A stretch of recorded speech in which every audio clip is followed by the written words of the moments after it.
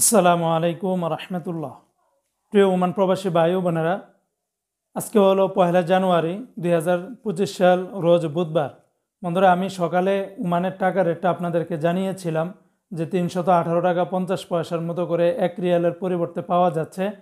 তবে বেলা 10টার পরের থেকে আবার রেটটা এক লাফে প্রায় 3.5 টাকার মতো করে কমে গেছে।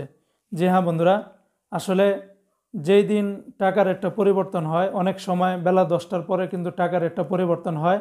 আবার বিভিন্ন সময় দেখা যায় বিকালে বা সন্ধ্যার পরে টাকা রেটটা কিন্তু পরিবর্তন হয়।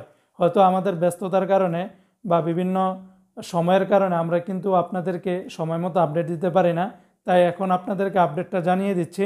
আজকে ওমানের 1 রিয়ালের পরিবর্তে সকল এক্সচেঞ্জগুলোতে 315 টাকার মতো করে পেয়ে যাবেন।